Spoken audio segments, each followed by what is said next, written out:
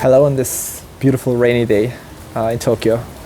I'm sitting in a cafe right now, and there's something that's on my mind that I wanted to share with you that I think is extremely powerful. And it's the idea that you need to let go of how you think it should be. You know, this includes the weather right now. Some people might have had plans today to go out and go to the park, but now it suddenly started pouring down. Can't do that anymore. Now you have the choice. Do you want to feel sad about it? Do you want to feel mad about it? Or do you want to accept it for what it is? Watch a nice movie comfy in your bed? Do something else. I really believe that this applies to everything in life. When you can stop resisting what is, when you can start appreciating the moment for what it is, and most importantly, stop trying to change what is, stop trying to argue with reality how it is right now, is unbelievably powerful. I say this because I learned over many, many years that this was or is a pattern that I've carried in my heart, and I think a lot of people do. In the moment where you say no to life, and you say, I don't want this, why is this that way? The moment you say, why am I single? The moment you say, why do I have the X, Y, and Z amount of money on my bank account, or why do I not have that money on my bank account? Why do others have this thing and I don't? Why do the politicians in this world do the things the way they do? Etc., etc., etc. Whatever you're in resistance with, it ultimately destroys your peace. And it doesn't change anything about your current reality. For a fact, everything you're against becomes stronger. Because as Gandhi said, you will not see me at a demonstration against war, but you can always invite me for a march for peace.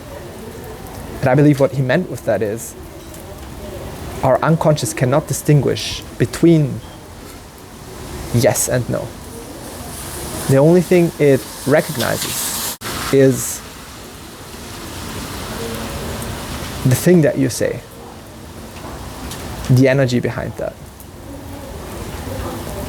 And so I really believe that the moment you can truly let go and embrace a moment is the moment your life changes forever. It's that peace inside of yourself that says, I don't know why should I keep wasting my time being in an argument with what is, which cannot be changed.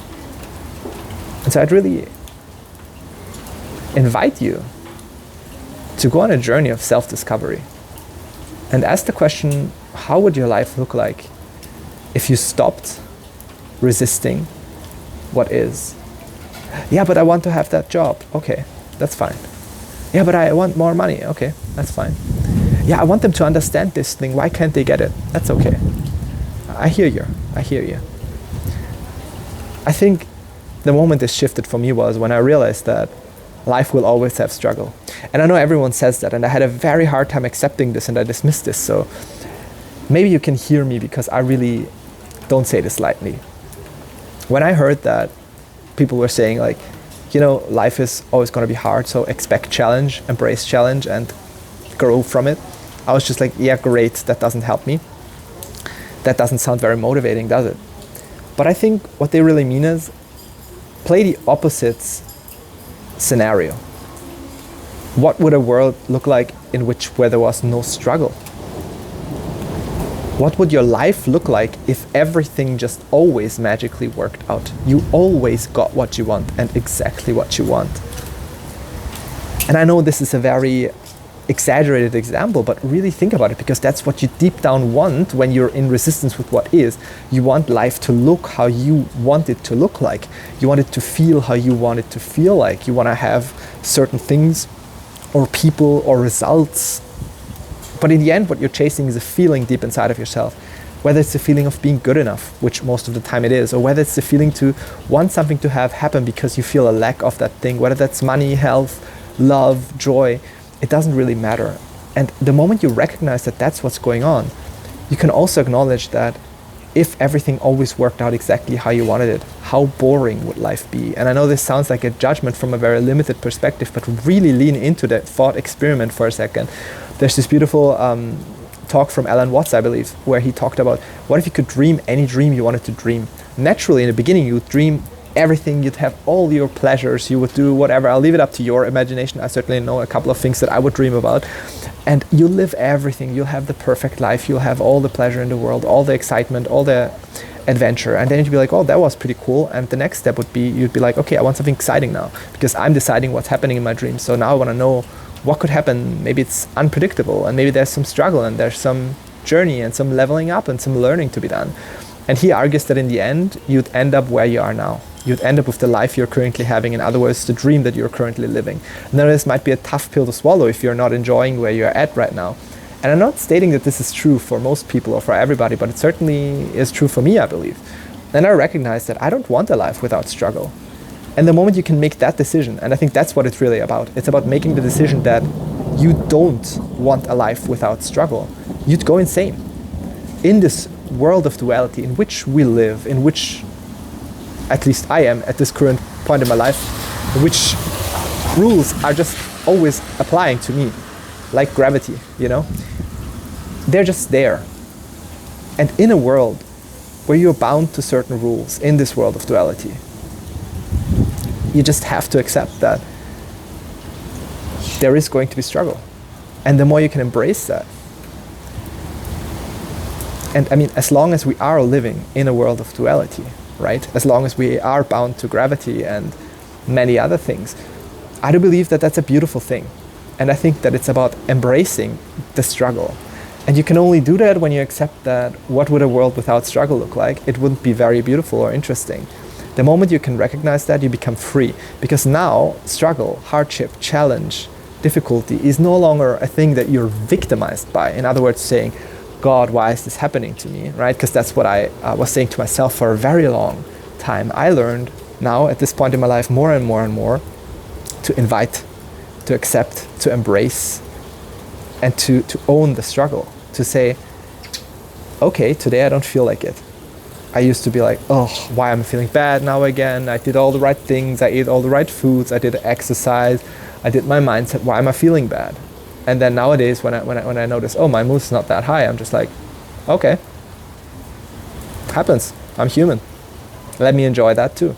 And ironically, the moment I'd accept that, my mood would start to improve drastically. So what I'm saying here is, you don't want to let go to get something, to get peace, to get joy, to get pleasure. You want to let go because it makes you free. It makes you free of expectation. It makes you free of resistance. It makes you free of the idea that life has to be a certain way. And I truly believe that this is the secret to fulfillment and truly happy living. I used to always chase an illusion of happiness. And that illusion of happiness was, once I have, then I will be. And that once I have, then I will be never came. Because when you're creating from lack, all you can create is more lack. And this is not some fancy manifestation, law of attraction nonsense. This is the truth, the absolute truth. Because every time you sit there and you say, if only I had X, Y, and Z, then I would be happy, you are limiting your ability to feel the happiness in this very moment that is already available right now. Isn't that a very silly thing to say? If you're sitting in front of your plate and you have an amazing home-cooked meal and you're like, yeah, but I wish I had this other thing that I could eat, you'd lose joy of the thing that's right in front of you. And I don't think that's a very good strategy. So I believe that what I'm really trying to have land in your heart here today is, if you can fully embrace the magic of life in this very moment and stop trying to change the outside circumstances, and rather embrace challenge as a natural part of life and actually be joyful about it, like being real with yourself, like just like I know maybe this doesn't land for all of you, but like just like a video game where if it was too easy, it wouldn't be a challenge. Like if you've ever cheated in a video game, you know that you'll lose interest in that video game in an hour. It's fun for the first 50 minutes and then you're like, okay, great, I'm stronger than everyone because there's no challenge anymore. So I really believe the same would apply for life. It's just that you can't cheat. And everything that feels like a cheat comes back to bite you. Every drug, every high, every artificial, superficial high that you get is followed by a low.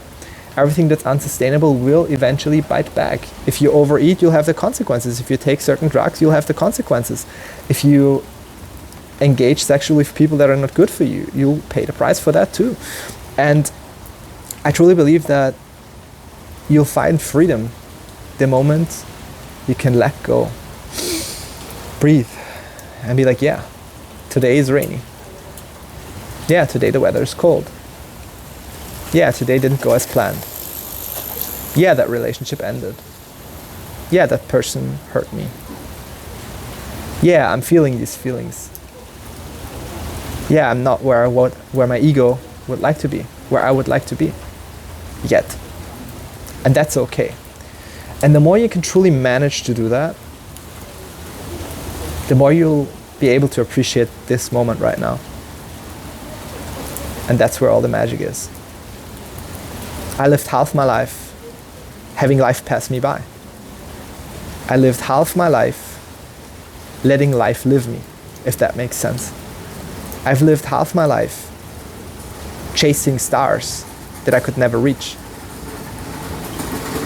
Stars that already went supernova. I spent half my life chasing people, chasing ideas, chasing successes to make me feel good enough. And life kept saying, no, that's not the way. And I'm grateful it did. Because what I learned along the way is invaluable. It is the recognition that this moment has everything you need in order to be happy. And it is just whether you're able to see it. And the level to which you have the ability to recognize what you can be grateful for right now, what you can enjoy about your life right now, what you can see in your life right now that is going right, that is going well. That is the level to which you are going to live a happy life. That's the level to which you're going to be rewarded, because whatever you create, whatever you think about, whatever you focus on grows. Whatever you cultivate eventually has to expand its roots. It has to be manifested. So if you always keep asking, why life? Why me? Why is this so hard? Life's always going to answer with one simple lesson. You say it's hard, you get more hard. You say it's easy, you get more easy. You love the process, you get love and a faster process. I hope this has been helpful for you. A little rainy talk here today. Let go. Let God. And what you'll find on the other side is a magical, magical world.